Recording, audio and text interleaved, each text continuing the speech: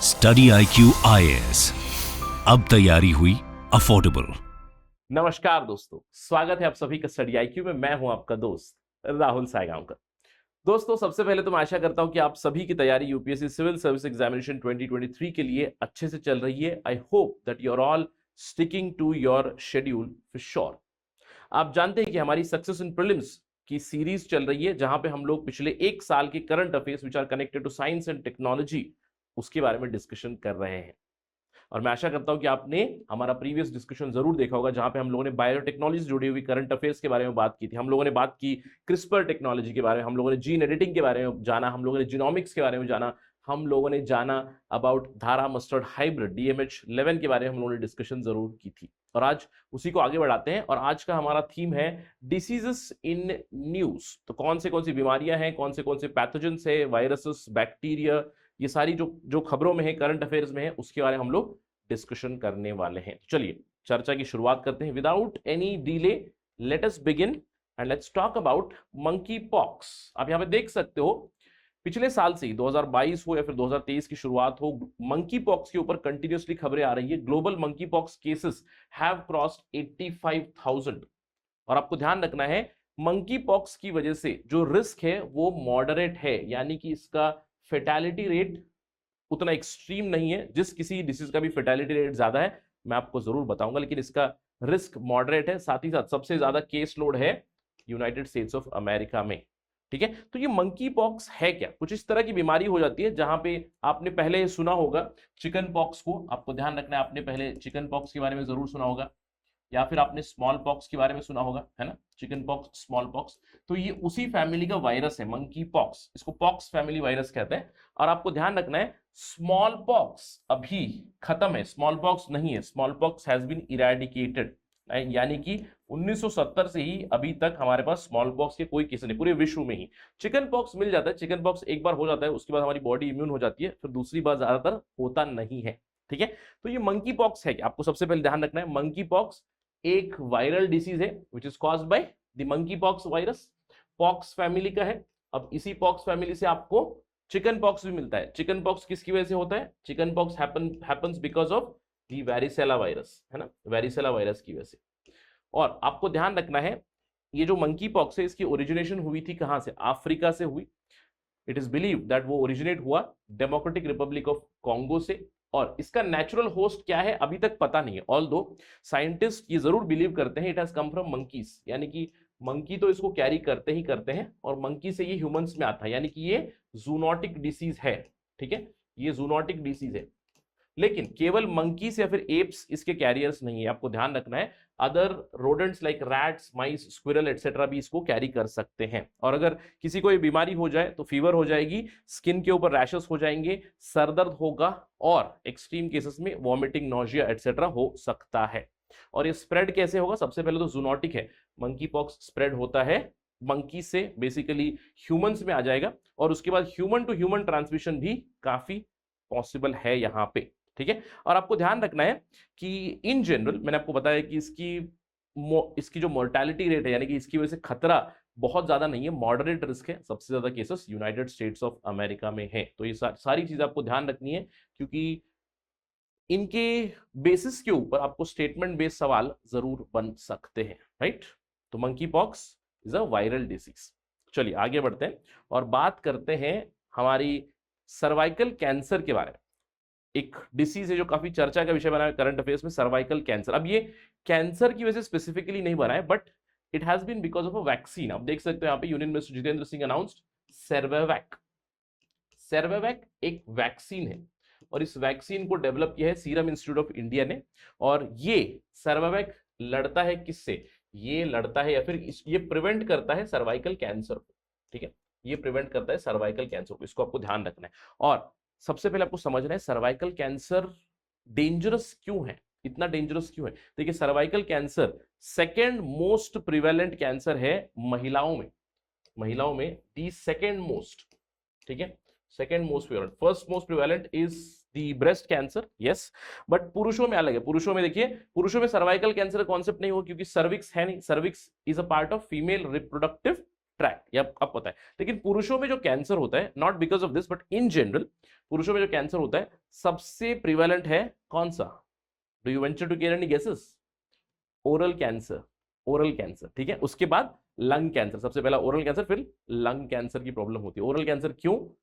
Of course because of smoking, right, तंबाकू गुटखा वगैरह काफी प्रिवेलेंट है हमारे देश में, इसलिए। तो जैसे कि हम लोग बात कर रहे थे सर्वावैक के बारे में, सर्वावैक है क्या? ये एक वैक्सीन है जिसको डेवलप किया है सीरम इंस्टीट्यूट ऑफ इंडिया ने। आपको ध्यान रखना है, इसको सरकार ने ऑलरेडी अप्रूव भी कर दिया है। ये महिलाओं को प्रोटेक्ट करता है फ्रॉम सर्वाइकल कैंसर इन्फेक्शन। कैसे होता है इसका? अब ये सर्वाइकल कैंसर का इन्फेक्शन जो है ये सेक्सुअली ट्रांसमिट होता है, और इस सेक्सुअली ट्रांसमिटेड डिसीज का कॉज है HPV virus, human papilloma virus, ठीक है। ह्यूमन पैपिलोमा वायरस की वजह से होता है ये। तो महिलाओं में देखिए ऑलरेडी वैक्सीन तो थी, जैसे यूएस की, यूके की वैक्सीन थी, बट काफी कॉस्टली वैक्सीन थी। तो अभी इंडिया ने अपनी खुद की वैक्सीन बनाई है, सीरम इंस्टीट्यूट ऑफ इंडिया ने इसको डेवलप किया है, ठीक है, क्लियर। तो ये आपको हमेशा ध्यान रखना है जरूर। और जल्दी ही हमारा जो सर्वावैक है, सर्वावैक को हम लोग हमारे यूनिवर्सल इम्यूनाइजेशन प्रोग्राम में ऐड करने वाले हैं। आपको ध्यान रखना है, अभी तक टिल नाउ, यानी कि जब हम लोग अभी चर्चा कर रहे हैं आज ये नहीं हुआ है, यानी कि मिड 2023 से हो जाएगा, जहां पे 9 to 14 इयर्स गर्ल्स को ये वैक्सीन दी जाएगी। आपको ध्यान रखना है, you have to remember this. इसके अलावा जैसे कि मैंने आपको बताया, सर्वावैक हमें बचाता किससे है? सर्वावैक हमें बचाता है, हमें इम्यूनिटी प्रोवाइड करता है against the HPV virus, human papilloma virus, human papilloma virus, ठीक है। ये आपको ध्यान रखना है, human papilloma virus, very important, alright. और आपको ध्यान रखना है कि ये सेक्सुअली एक्टिव एडल्ट जो होते हैं, सेक्सुअली एक्टिव एडल्ट्स, मेन हो या फीमेल हो, दोनों को भी हो जाता है। आपको ये ध्यान रखना है, फीमेल में सर्वाइकल कैंसर को लीड कर जाता है, मेन में छोटे छोटे स्किन वॉर्ड्स बन जाते हैं। तो कैरियर कोई भी हो सकता है, आपको ध्यान रखना है। Cervical cancer it is a most common HPV related disease, cervical cancer, और काफी ज्यादा थ्रेटनिंग भी हो सकता है। ऑल्दो अगर सर्वाइकल कैंसर की जानकारी जल्दी से मिल जाए तो ट्रीटमेंट हम लोग शुरू कर सकते हैं। अभी तो सर्वावैक हम लोग ला रहे हैं, लेकिन अगर प्रॉम्प्टली हमें पता चला पहले स्टेज में तो हम लोग जल्दी से ट्रीटमेंट दे सकते हैं। जैसे अगर प्रिवेंशन करना है तो वैक्सीन दे दो, सबसे बेस्ट है, वैक्सीनेशन करा दो। और अगर वैक्सीनेशन नहीं हुआ है तो एडल्ट फीमेल्स को जल्दी से एचपीवी पॉजिटिव का टेस्ट कराना चाहिए। अगर एचपीवी पॉजिटिव पता चला तो जल्दी से ट्रीटमेंट शुरू कर सकते हैं, ताकि वो कैंसर के एडवांस स्टेजेस में ना बढ़े। और अगर कैंसर हो गया तो अलग अलग ट्रीटमेंट थेरेपीज भी यूज की जा सकती है, टर्शरी केयर, जैसे कि सर्जरी हो गया, रेडियोथेरेपी, कीमोथेरेपी एटसेट्रा, ये सारी चीजें की जा सकती है। तो ध्यान रखना है, सर्वावैक किसने बनाया है? सीरम इंस्टीट्यूट ऑफ इंडिया ने बनाया, इंडिजिनसली हम लोगों ने डेवलप किया है। इसको जल्दी ही यूनिवर्सल इम्यूनाइजेशन प्रोग्राम में हम लोग इंक्लूड करने वाले हैं, ठीक है। चलिए बढ़ते हैं आगे, let's talk about next disease और नेक्स्ट पैथोजन।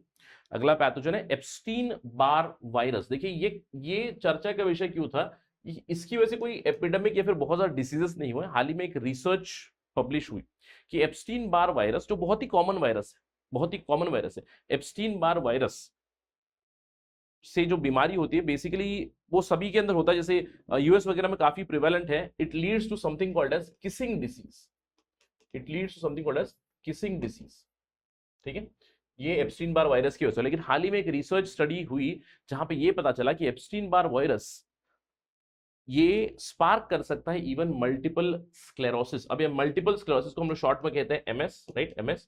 मल्टीपल स्क्लेरोसिस का मतलब है कि हमारा बॉडी का इम्यून सिस्टम हमारे ही नर्व्स को बर्बाद करना शुरू कर देता है, और इसकी शुरुआत हो सकती है because of the Epstein Barr virus also. तो आपको ध्यान रखना है, एप्स्टीन बार वायरस जनरली एक सिंपल सी बीमारी करता है जिसको हम लोग कहते हैं मोनो या फिर मोनोन्यूक्लियोसिस, ठीक है, मोनोन्यूक्लियोसिस। तो मोनोन्यूक्लियोसिस ज्यादा कुछ खतरनाक है नहीं है, क्योंकि काफी कॉमन और काफी प्रिवेलेंट है। जैसे ये हमारी जो इम्यून सिस्टम है एप्स्टीन बार वायरस से लड़ सकता है, लेकिन अगर ये लड़ नहीं पाया, एप्स्टीन बार वायरस अगर रेप्लिकेट कर पाया धीरे धीरे और हमारी बॉडी में रह गया, तो आगे चल के इवन कैंसर भी कॉज कर सकता है, तो इन जनरल ज्यादा कोई ऐसे वैक्सीन वगैरह की कोई जरूरत नहीं पड़ती। इसके खिलाफ कोई वैक्सीन है भी नहीं, आपको ध्यान रखना, there is no vaccine, because it is very common, अपने आप ही आएगा, अपने आप ही चला जाएगा। जैसे मैंने आपको बताया काफी प्रोमिनेंट है यूनाइटेड स्टेट्स ऑफ अमेरिका में, it is called kissing disease, but अभी ये पता चला है कि ये ब्रेन से रिलेटेड डिसीज भी कॉज कर सकता है, क्योंकि नर्वस सिस्टम से जुड़े हुए डिसीज भी कॉज कर सकता है एमएस। इसके अलावा दूसरे तरह के कैंसर भी हो सकते हैं अगर इसको जल्दी से रेक्टिफाई नहीं कर पाए, अगर हमारी इम्यून सिस्टम इससे लड़ नहीं पाई तो। ठीक है, clear, right, that is the Epstein Barr virus. चलिए आगे बढ़ते हैं and let us talk about another virus, एक और वायरस, एक और पैथोजन के बारे में। काफी कॉमन टाइप का पैथोजन है, इसको हम लोग शॉर्ट में कहते हैं RSV. I am quite sure कि आपने इसको सुना होगा। जब हम लोगों ने पिछले साल एक डिस्कशन की थी, अगर आपको याद होगा यूट्यूब पे आपने मेरा डिस्कशन देखा होगा, कि हम लोगों ने इम्यूनिटी उधार में ली हुई थी, right. We spoke about the immunity deficit, है ना, हम लोगों ने इसके बारे में बात की थी। मैंने आपको ये बताया था कि कोविड-19 में क्या हुआ, हम सब लोग इतने ज्यादा लॉकडाउन में थे, कंप्लीटली पैक्ड थे। इसका मतलब है मैं किसी नए पैथोजन को एक्सपोज ही नहीं हुआ। इसका मतलब क्या हुआ कि मेरे को बीमारियां कम हुई, लेकिन जैसे ही धीरे धीरे कोविड-19 का लॉकडाउन निकला तो नए नए जो वायरस थे, जैसे ये एक बहुत ही कॉमन वायरस है, इवन इसको भी मैं एक्सपोज हो गया ना, तो बहुत ज्यादा दिनों तक बीमारी रहने लगी थी, स्पेशली बच्चों में। मैंने आपको बताया था न्यूजीलैंड के साथ, राइट, न्यूजीलैंड वाला केस आपको बताया था कि न्यूजीलैंड में हॉस्पिटल्स वर कंप्लीटली फ्लडेड।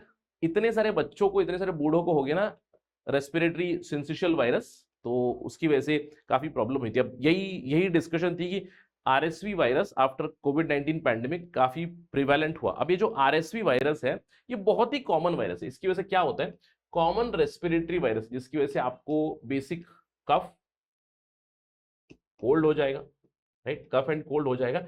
और स्पेशली आपको ध्यान देना है, अगर इसको जल्दी से रेक्टिफाई नहीं किया गया तो आगे चल के आपको ब्रोंकाइटिस, निमोनिया में भी तब्दील हो सकता है, और ये काफी प्रिवेलेंट होगा स्पेशली बच्चों में और ओल्डर एडल्ट्स में। अब क्यों? Of course it is connected to your immunity, है ना, यानी कि अगर इम्यूनिटी कम है तो ये वायरस पनपता रहेगा और आपको बीमारियां देता रहेगा। ठीक है, तो आपको सिंपल सा है, रेस्पिरेटरी सिंसिशियल वायरस है, मतलब रेस्पिरेटरी ट्रैक्ट में दिक्कत करेगा, सर्दी खांसी से शुरू हो जाएगा, फिर रेस्पिरेशन में थोड़ी सी दिक्कत हो जाएगी, ब्रोंकाइटिस, और आगे चल के निमोनिया भी हो सकता है। But it is very common virus, it's a very common virus. ठीक है, जैसे हम लोग कहते हैं ना कि यार सर्दी आ गई, और सर्दी कितने दिनों में चली गई, सर्दी हार्डली 4-5 दिनों में, 10 दिनों में चली गई, प्रॉबेबली आरएसवी होगा, right.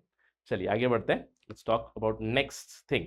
Next is very common, हम लोग बात करने वाले मलेरिया के बारे में। अब मलेरिया देखिए कोई ज्यादा नया कोई डिसीज नहीं है, कई सालों से मलेरिया चर्चा का विषय बना है। इंडिया में तो बहुत सारे केसेस होते हैं, मच्छर से जुड़े हुए बहुत सारे डिसीज, यानी कि मच्छर एक वेक्टर है जिसकी वजह से बहुत सारी बीमारियां होती है इंडिया में, जैसे मलेरिया हो गया, आपका चिकनगुनिया हो गया, डेंगू हो गया, बहुत सारे प्रॉब्लम्स होते हैं।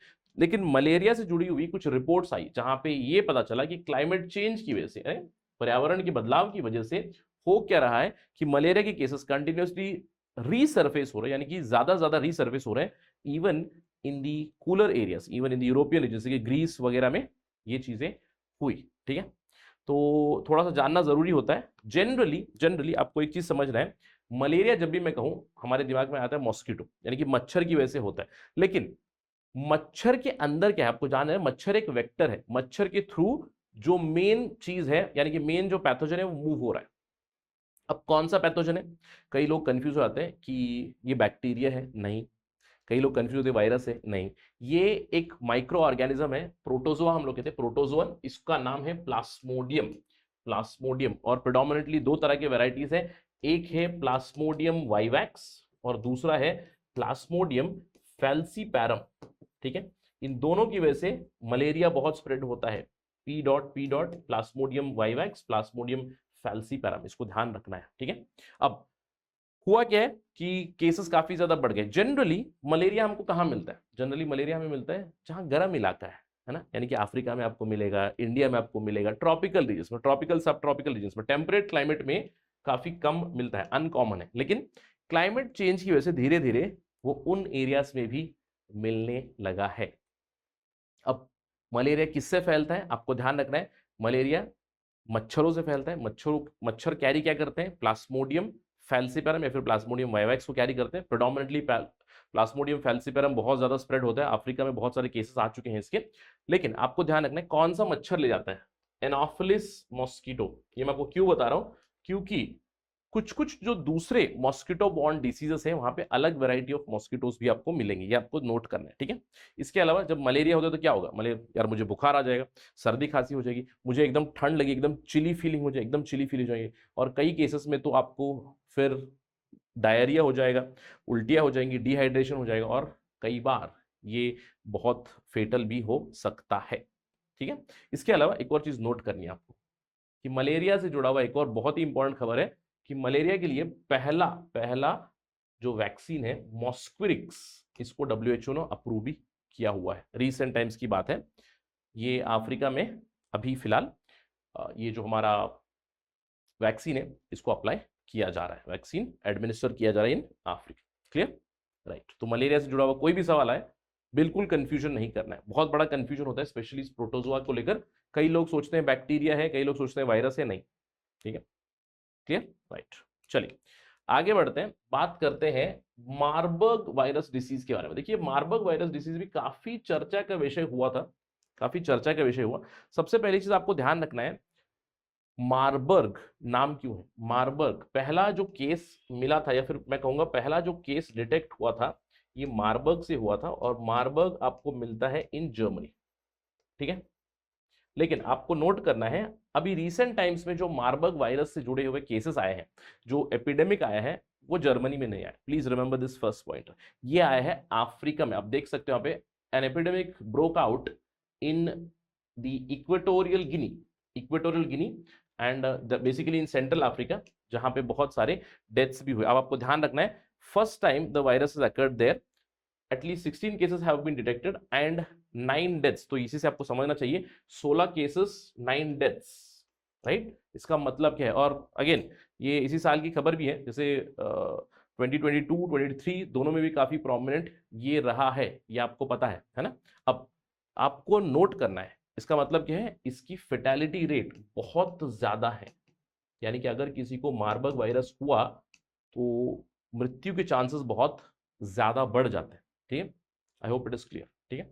चलिए अब बात करते हैं इस वायरस के बारे में, क्या होता है इसकी वजह से। सबसे पहले फीवर होता है, और ये एक वायरस की वजह से, इसका नाम ही है मार्बर्ग वायरस, ये एक वायरस की वजह से होता है, और ये एक आरएनए वायरस है, आपको ध्यान रखना है, फिलो वायरस यानी कि फिलो फैमिली का एक आरएनए वायरस है।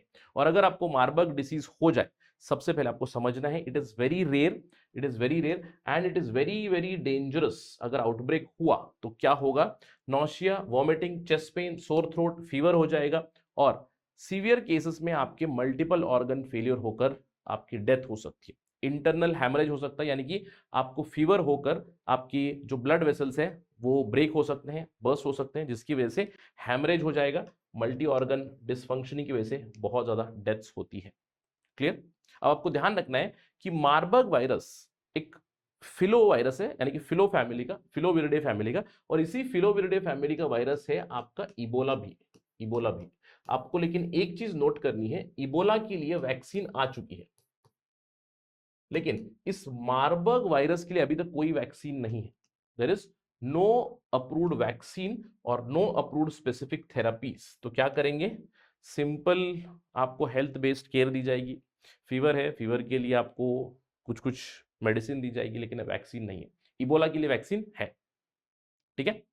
चलिए आगे बढ़ते, मार्बर्ग के बाद काला अजहर के बारे में बात करते। काला अजहर भी काफी चर्चा का विषय था पिछले साल 2022 में। काला अजहर के बहुत सारे डिसीज, स्पेशली बारिश, जब बारिश हुई थी ना, यानी कि मानसून जब आया 2022 का, अभी 2023 का मानसून तो नहीं आया, 2022 का जब मानसून था, मानसून आया तो उस समय काला अजहर या फिर ब्लैक फीवर जिसको हम लोग कहते हैं, डमडम फीवर जिसको कहते हैं, उसके बहुत सारे केसेस डिटेक्ट हुए वेस्ट बंगाल में, बहुत सारे केसेस डिटेक्ट हुए इन अदर प्लेसेस ऑल्सो, ठीक है। और ये डिसीज आपको ध्यान रखना है, it is predominantly found in Bihar, Jharkhand, Uttar Pradesh and West Bengal. इसको नोट करना है, बहुत इंपॉर्टेंट पॉइंटर है, ठीक है।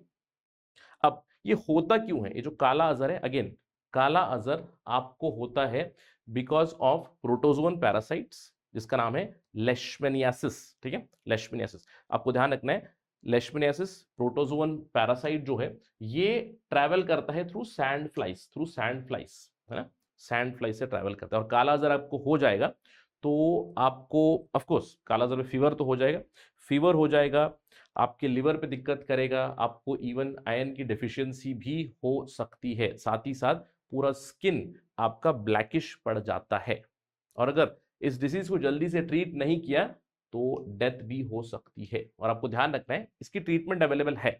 जैसे काला अजर किसी को हो जाए ना, काला अजर किसी को हो जाए तो ट्रीटमेंट अवेलेबल है। जैसे उन्हें दिया जाता है एम्फोटेरिसिन, राइट, उन्हें दिया जाता है एम्फोटेरिसिन का इंजेक्शन, कम हो जाता है। इसको हम लोग विसेरल लेशमेनियासिस या फिर डमडम फीवर या फिर ब्लैक फीवर भी कहते हैं। काला अजर, विसेरल लेशमेनियासिस, क्योंकि विसेरल है, विसेरल मतलब something connected to your digestive tract, gut के साथ, तो डायरिया, लिवर, आपके स्प्लीन के साथ प्रॉब्लम करने लगेगा, है ना, इन सभी चीजों के साथ दिक्कत करेगा।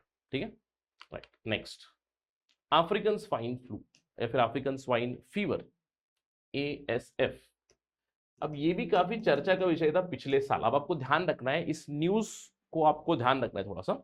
African swine fever is decimating the pork industry. मैं चाहता हूं कि आप इसको थोड़ा सा नोट कर लें, ठीक है। पोर्क इंडस्ट्री को कर रहा है, इसका मतलब क्या है, ह्यूमंस के ऊपर उतना इफेक्ट नहीं होगा, ह्यूमंस हैव लिटिल इफेक्ट, ठीक है। ये आपको ध्यान रखना है ऑलवेज, क्योंकि यहां पे कंफ्यूजन हो सकता है कि अफ्रीकन स्वाइन फ्लू, आजकल ना बहुत चर्चा के विषय बने हुए हैं ये सारी चीजें। तो अफ्रीकन स्वाइन फ्लू ह्यूमंस के ऊपर ज्यादा इफेक्ट नहीं करेगा, लेकिन पिग्स यानी कि स्वाइन्स के ऊपर, सुअरों के ऊपर इफेक्ट करेंगे, और इसकी मोर्टेलिटी रेट 100% तक पहुंच सकती है अगर किसी सुअर को, किसी पिग को बीमारी हो। और पोर्क इंडस्ट्री काफी प्रोमिनेंट है, स्पेशली वेस्टर्न साइड में पोर्क खाते हैं, बेकन खाते हैं, राइट।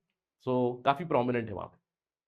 तो आपको ये समझना है that it is not a danger to human health, but it is a big danger to the piggery farm. जो भी पिगरी करते हैं, पिग फार्म्स जिनके पास है, उनके लिए बहुत बड़ी प्रॉब्लम है। और ये जो वायरस है ये सरवाइव कर जाता है, जैसे ह्यूमंस जो पोर्क इंडस्ट्री में काम कर रहे हैं उनके थ्रू ट्रांसमिट हो सकता है, काफी देर तक वो मीट में भी सरवाइव कर सकते हैं। तो इसी वजह से बहुत ज्यादा ये स्प्रेड हो रहा है।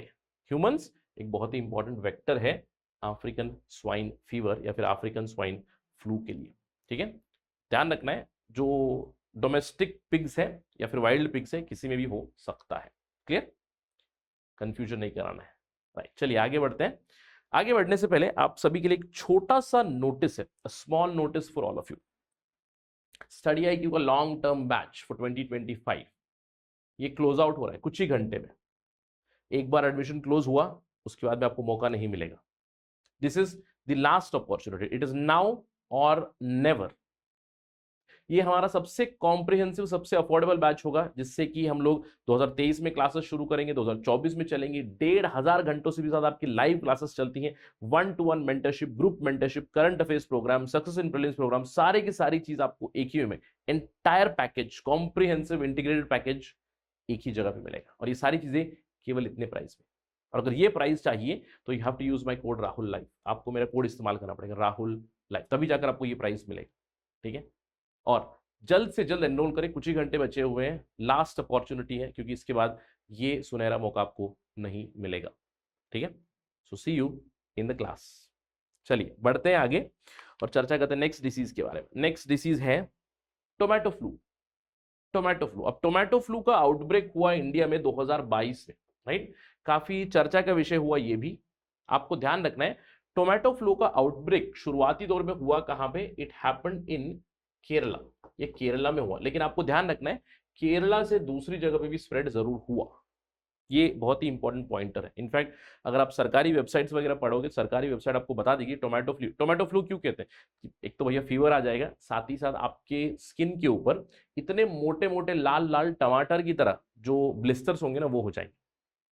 इसीलिए इसका नाम भी दिया गया टोमेटो फ्लू। ये क्यों होता है, it is because of a virus, tomato flu virus की वजह से होता है।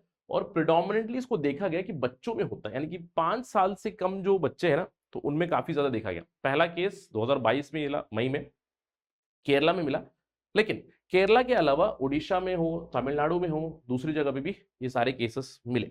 और मैंने आपको बताया क्या होगा, फीवर हो जाएगा, बुखार हो जाएगा, कफ कोल्ड आ जाएगा, उसके बाद लाल लाल तरह के ब्लिस्टर्स बनेंगे। और ये कहा जाता है it is because of the foot and mouth disease जो होता है ना जानवरों में, जो फुट एंड माउथ डिसीज होता है, hand foot and mouth disease का, उसी की फैमिली एंटीरोवायरसेस है, उसकी वजह से ये कॉज होता है, ये कहते हैं। और आपको ध्यान रखना है कि ज्यादा खतरनाक चीज नहीं, यानी कि it's not life threatening, life threatening नहीं है, कुछ दिन प्रॉब्लम करेगा। लेकिन एक बहुत बड़ी दिक्कत क्या होती है कि कोविड-19 भी चल रहा था, उसी बीच टोमेटो फ्लू भी आ गया, लोग थोड़ा सा कंफ्यूज हो गए कि सिम्टम्स शुरुआती दौर में काफी सिमिलर होते हैं। आपने देखा होगा कि अगर कोविड-19 है तब भी बहुत हाई फीवर हो जाएगा, बहुत हाई फीवर हो जाएगा, गले में खराश होगी, कफ कोल्ड, वही चीजें उसी की तरह सिम्टम्स सेम शो करेगा, लेकिन ये अलग वायरस, लाइफ थ्रेटनिंग नहीं है, निमोनिया वगैरह नहीं होगा इससे। तो जल्दी से इसको कोई स्पेसिफिक ट्रीटमेंट या फिर वैक्सीन तो नहीं है, लेकिन अगर आपको जल्दी से जल्दी हेल्थ केयर फैसिलिटीज मिल गई,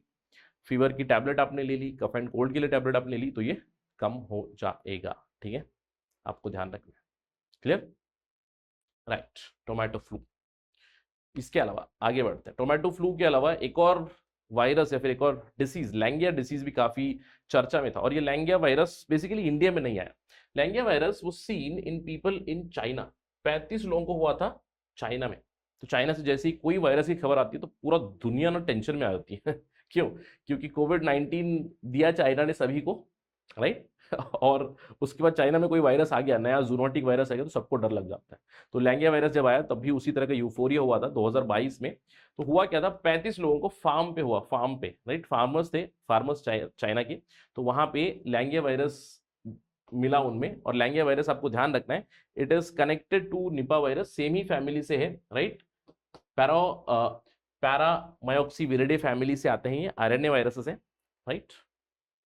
दी लैंगिया वायरस 35 केसेस चाइना में मिले और देखा गया कि प्रिडोमिनेंटली ये आता है बैट से, या फिर ये ऑल्सो इट कम्स फ्रॉम श्रू, ठीक है, इट ऑल्सो कम्स फ्रॉम श्रू। और सिमिलर काइंड ऑफ इफेक्ट भी मिला, जैसे फीवर हुआ, कफ हुआ, फेटिग हुआ, राइट, फीवर, कफ, फैटिग, इस तरह की प्रॉब्लम्स तो आई साथ ही साथ नोजिया, वॉमिटिंग की भी इश्यूज हुई। और ये उतना ज्यादा फेटल नहीं पाया गया, it was not highly fatal. But जितने भी केसेस आए उन केसेस में जरूर देखा गया कि ये लोगों के इम्यून सिस्टम को वीक कर रहा है। और एक बार अगर कोई वायरस इम्यून सिस्टम को वीक करने लगे, वो दूसरी बीमारियां दे सकता है, राइट, दूसरी बीमारी उसकी वजह से हो सकती है, विच इज हाईली प्रॉब्लम। जैसे आपने सुना होगा कि अगर कोई HIV पॉजिटिव पेशेंट है, HIV पॉजिटिव पेशेंट को क्या हो जाएगा, एड्स हो जाएगा, एक्वायर्ड इम्यूनो डेफिशिएंसी सिंड्रोम हो जाएगा, राइट, एड्स हो जाएगा। अब एड्स की वजह से क्या होगा, वैसे एड्स की वजह से आपकी बॉडी ससेप्टेबल हो जाएगी। जैसे HIV पॉजिटिव केसेस में ट्यूबरक्लोसिस बहुत ज्यादा बार हो जाता है। और ट्यूबरक्लोसिस क्यों होता है, ट्यूबरक्लोसिस बिकॉज ऑफ बैक्टीरियम, है ना, ये आपको जानना है। तो कुछ इस तरह की चीजें होती हैं, और इसके लिए भी कोई स्पेसिफिक ट्रीटमेंट या फिर वैक्सीन वगैरह तो है नहीं, बट ट्रीटमेंट वगैरह से, बेसिक ट्रीटमेंट से इम्यून सिस्टम को स्ट्रॉन्ग करके मैनेज करना पड़ता है, ठीक है। लैंगिया वायरस। नेक्स्ट, लैंगिया के बाद एक और मैं कहूंगा एनिमल बाउंड डिसीज काफी चर्चा में रहा, वो था लंपी स्किन डिसीज। मुझे लगता है इसके बारे में ज्यादा बताने की जरूरत नहीं है, क्योंकि बहुत ज्यादा करंट अफेयर्स में इसकी डिस्कशन हो चुकी है ना।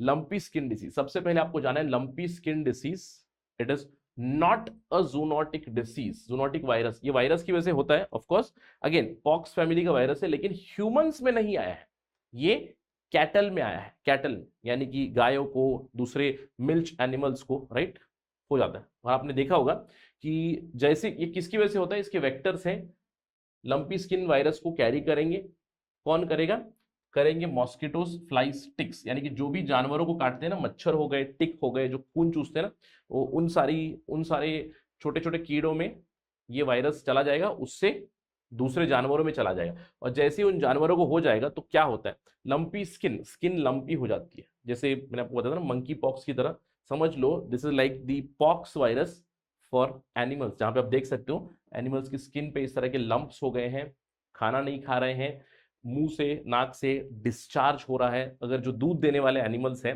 राइट, मिल्च एनिमल्स जो है, वो दूध नहीं देंगे, मिल्क प्रोडक्शन कम हो जाएगा, ये बहुत बड़ी प्रॉब्लम होती है, ठीक है।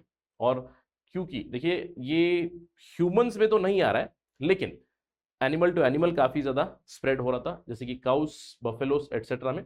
और इसके लिए सरकार वैक्सीनेशन कर रही है, राइट, बहुत सारी जगह वैक्सीनेशन कर रही है। प्रोडोमिनेटली जो केस की शुरुआत हुई थी वो आपने जरूर देखा होगा, इट स्टार्टेड इन गुजरात और राजस्थान में काफी केसेस आए थे, और इसके लिए वैक्सीनेशन अभी भी चल रही है। लेकिन दूसरे ट्रीटमेंट मेथड क्या हो सकते हैं कि अगर एक बार हुआ जानवरों को, तो जानवरों को सेपरेट रखें, अगर बहुत ही ज्यादा हुआ तो जानवरों को मार देते हैं, ठीक है, क्योंकि स्प्रेड ना हो इसलिए lumpy skin disease. Lumpy skin disease LSD के बाद अब बात करते हैं नैरोबी फ्लाइज के बारे में। देखिए ये आई वुडंट से कि बीमारी थी specifically, I wouldn't call it a disease specifically, इसको मैं डिसीज नहीं कहूंगा। नैरोबी फ्लाइज का एक आतंक मच गया था सिक्किम में। सिक्किम में जो Sikkim Manipal institute of technology है, SMIT, ईस्टर्न सिक्किम में आता है, तो वहां पे अचानक से ही ये नैरोबी फ्लाइज का आतंक आ गया। कैंपस पे नैरोबी फ्लाइज आ गए और 100 से भी ज्यादा स्टूडेंट्स में ना वो नैरोबी फ्लाइज की वजह से कुछ इन्फेक्शन हो गई। अब ये होता क्या है, देखिए नैरोबी फ्लाई जब स्किन पे आ जाएगा तो स्किन पे उससे जो केमिकल निकलता है उससे कुछ इस तरह के रैशेस बन जाते हैं, और ये नैरोबी फ्लाई है, कुछ इस तरह का दिखता है। आपको ध्यान रखना है, सबसे पहली चीज, नैरोबी फ्लाई काटता नहीं है, इट डजंट बाइट, ये काटेगा नहीं, सबसे पहली चीज रिमेंबर करना है। तो होता क्या है, देखिए आपने देखा होगा कि जब जैसे हमारे बॉडी पे मक्खी वगैरह होती है, मार देंगे, मच्छर होगा मारने की कोशिश करेंगे, तो इसको मसल देंगे, मारेंगे, तो क्या होगा, इसकी बॉडी से केमिकल निकलेगा, इसकी बॉडी से एक केमिकल निकलेगा और उस केमिकल का नाम है पेडेरिन। ठीक है, केमिकल निकले, और अगर ये केमिकल पेडेरिन जो टॉक्सिन है ये आपकी बॉडी में चला जाए या फिर आपकी स्किन पे चला जाए, स्किन पे आ जाए, तो उससे वो अलग तरह के ब्लिस्टर्स हो जाते हैं। ठीक है, आपको ध्यान रखना है। और ये जो नैरोबी फ्लाई है इसको ड्रैगन बग्स भी कहा जाता है, केनियन बग्स, केनियन फ्लाइज या फिर ड्रैगन बग्स। ज्यादा कुछ खतरे वाली चीज नहीं है, आपको समझना है कि बहुत ज्यादा डेंजरस नहीं है। स्किन के ऊपर इस केमिकल की वजह से प्रॉब्लम होता है, अगर गलती से आपने मार भी दिया तो उसको जल्दी से साबुन से धो ले। अगर नहीं हुआ, कुछ कुछ केसेस में क्या होगा कि अगर बहुत सारे कीड़े हैं या फिर बहुत सारा केमिकल आपके स्किन पे लग चुका है, आप जानते हैं कि स्किन से अंदर चला जाएगा, और अगर स्किन से अंदर चला गया तो क्या होगा, इसका मतलब है आपके बॉडी में चला गया, आपके ब्लड स्ट्रीम में चला गया, तो उससे कई बार वॉमिटिंग, डायरिया हो सकता है, और कुछ एक्सट्रीम केसेस में इवन किडनी फेलियर या फिर लिवर फेलियर के चांसेस भी देखे गए, बट ज्यादा कुछ डेंजरस नहीं है यार। ठीक है, नैरोबी फ्लाइज ध्यान रखना। चलिए आगे बढ़ते हैं, नेक्स्ट लेट्स टॉक अबाउट, ये है Nairobi flies, let's talk about the waste Nile virus. ये भी काफी अगेन खबरों में था, waste Nile virus, specially mid 2022 में ना वेस्ट नाइल वायरस के कुछ केसेस आ गए थे, एक डेथ भी हुई थी इंडिया में वेस्ट नाइल वायरस की वजह से। अब वेस्ट नाइल वायरस है क्या, आपको ध्यान रखना है, एक वायरल डिसीज है, इसको कैरी कौन करता है, इसको मॉस्किटो कैरी करता है, और ये सिंगल स्ट्रैंडेड RNA वायरस है, West Nile virus, and it is from the family of Flaviviridae. और जैसे मैं फ्लैवी कहूं इसका मतलब क्या है, flavi virus connected to dengue, connected to chikungunya, है ना, ये आपको पता है।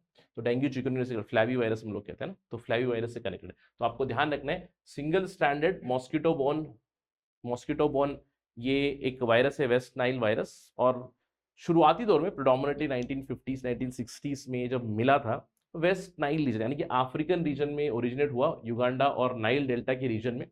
और इसको कैरी कौन करता है, वेक्टर कौन है इसका, क्यूलेक्स मॉस्किटोस, आपको ध्यान रखना है, क्यूलेक्स मॉस्किटोस इसको कैरी करते हैं, वेस्ट नाइल वायरस को, क्यूलेक्स मॉस्किटोस।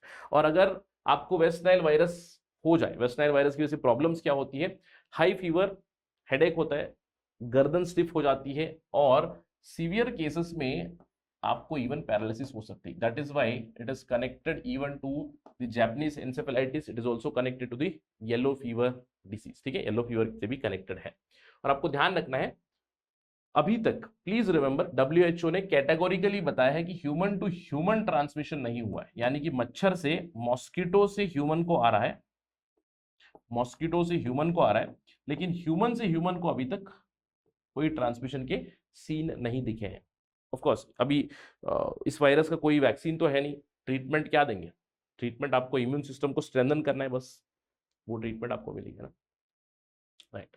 चलिए आगे बढ़े, right, let's move on, let's talk about yellow fever के केसेस भी जैसे काफी ज्यादा बढ़ रहे थे, नॉट इन इंडिया। आपको समझना है, सबसे पहली चीज आपको समझना है, नो येलो फीवर का कोई केस इंडिया में नहीं, yellow fever is not seen in India, basically India में केसेस नहीं दिखे हैं, लेकिन येलो फीवर के केसेस बहुत सारी चीजें वेस्ट में मिले, जैसे येलो फीवर प्रेडोमिनेटली आपको यूएस वगैरह में मिल जाता है येलो फीवर, ठीक है। और येलो फीवर किससे होता है? Yellow fever is caused by the virus, right, basically again from the similar family, एक वायरस की वजह से होता है, एक वायरल डिसीज है।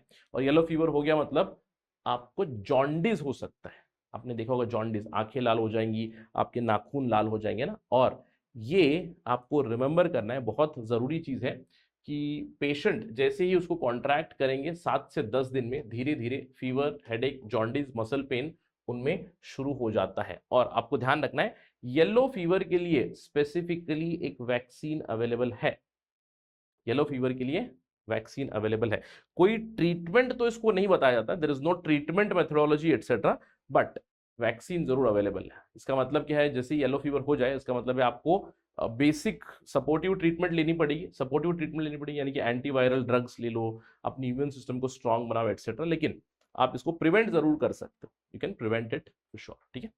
येलो फीवर, येलो फीवर के अलावा चर्चा में रहा इस बार लासा फीवर भी, क्योंकि लासा फीवर के ऊपर एक रिपोर्ट आई, एक स्टडी आई जिसने बताया क्लाइमेट चेंज की वजह से लासा फीवर के केसेस बहुत ज्यादा बढ़ सकते हैं आने वाले 50 सालों में। कुछ इस तरह की खबर आई। अब ये लासा फीवर है क्या, इसको जानना जरूरी हो जाता है।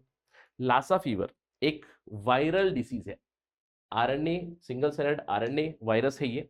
और आपको ध्यान देना है लासा, लासा कहाँ आता है? लासा आता है नाइजीरिया में। तो पहला लासा का केस आपको नाइजीरिया में मिला, तो ये उसी के नाम पे आ गया। जैसे हम लोगों ने मार्बर वायरस देखा था, वैसे ही लासा वायरस।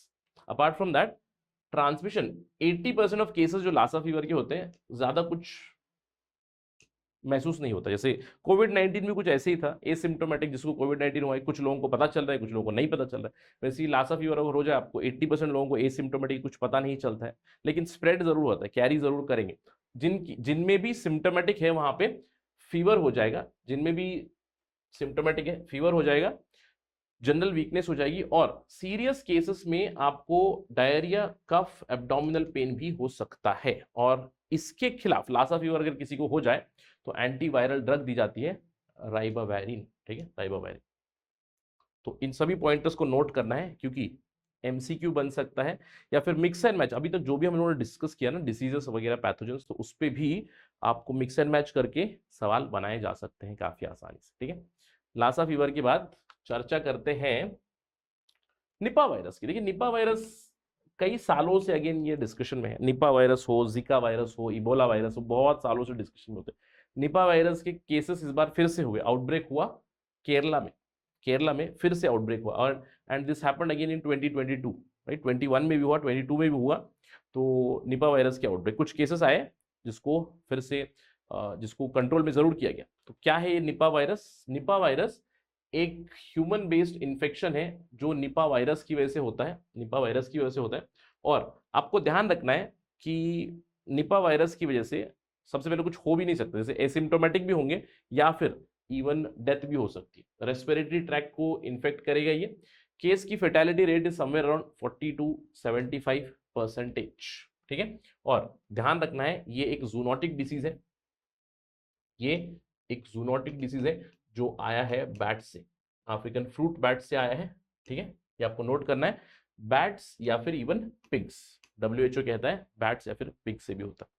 आपको ध्यान रखना है कोई वैक्सीन, कोई treatment, there is nothing available, केवल प्रिवेंटिव केयर आप कर सकते हो, रोक सकते हो। यानी कि अगर आपको हो गया उसके बाद इम्यून सिस्टम को स्ट्रेंथन जरूर करना है। निपा वायरस, ठीक है।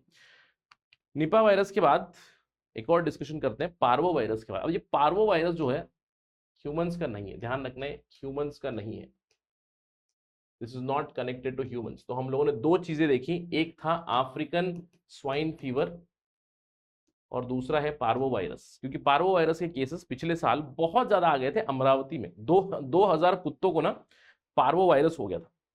अब ये पार्वो वायरस जब होता है कुत्तों में होता है, सबसे पहले आपको ध्यान रखना है पपीज और डॉग्स में होता है।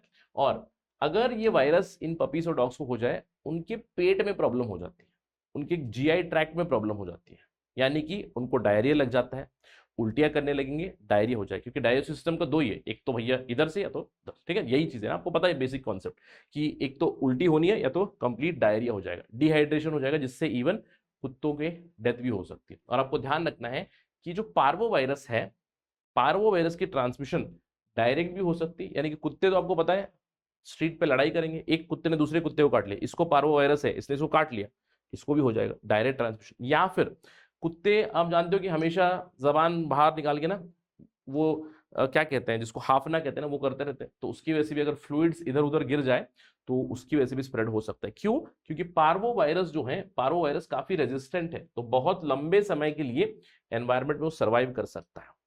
और अभी फिलहाल कोई ट्रीटमेंट नहीं है, पार्वो वायरस हो जाए तो भैया कुत्ते के लिए बहुत डेंजरस हो जाता है। तो इसीलिए क्या करना है, कुत्ते को वैक्सीनेशन देनी है। तो पार्वो वायरस के खिलाफ वैक्सीन इज ऑलरेडी अवेलेबल। इसीलिए जिनके पास पेट्स हैं उन्होंने ऑफ कोर्स उसको वैक्सीनेट कराया होगा, राइट, रेबीज वैक्सीन के लिए, पार्वो वायरस वैक्सीन के लिए, एटसेट्रा एटसेट्रा। केसेस इतने ज्यादा क्यों बढ़े थे?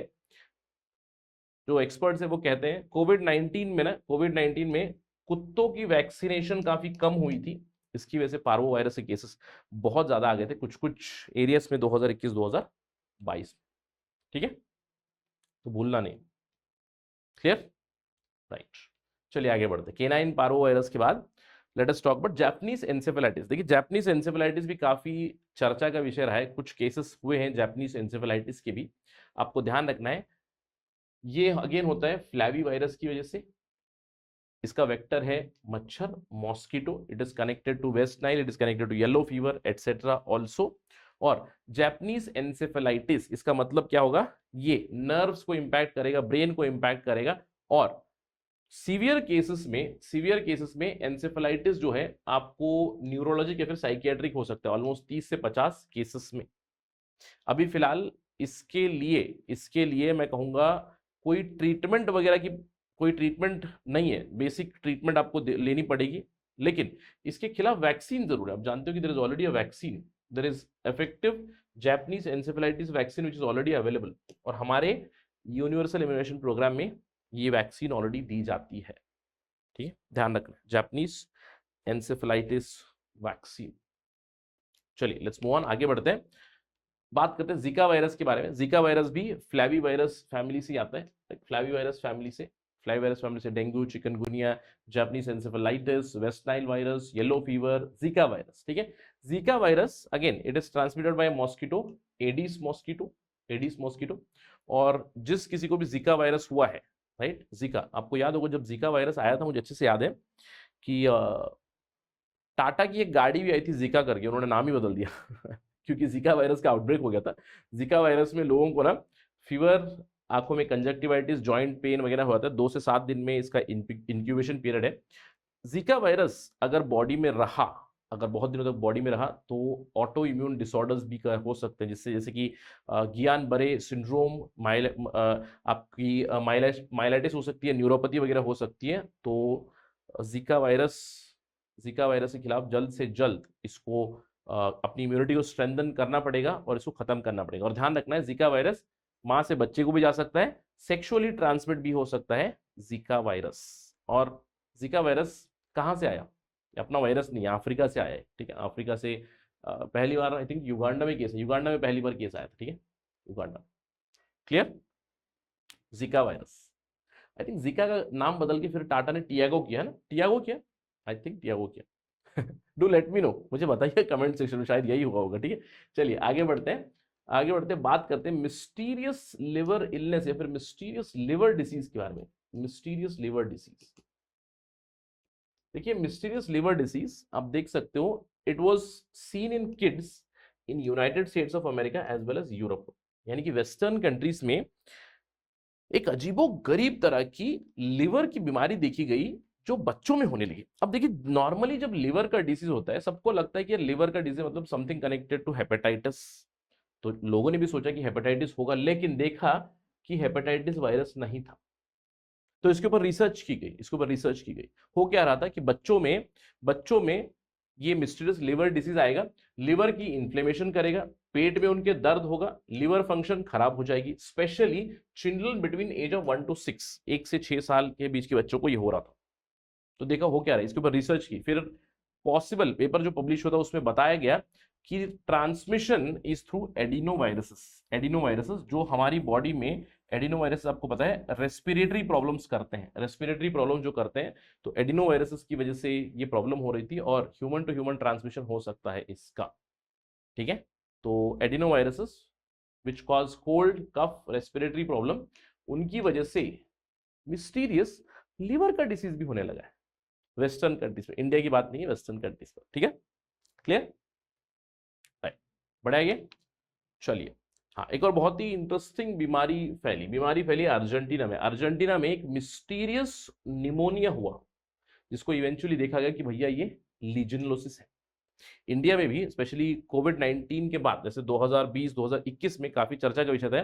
कोविड-19 लॉकडाउन के बाद गोवा के एक्सपर्ट्स ने बताया था कि लीजनला जो बैक्टीरिया है उसके इन्फेक्शन हो सकते हैं, लीजनेयर्स डिसीज या फिर लीजनलोसिस हो सकता है। तो ये लीजनलोसिस है क्या, सबसे पहले समझना है।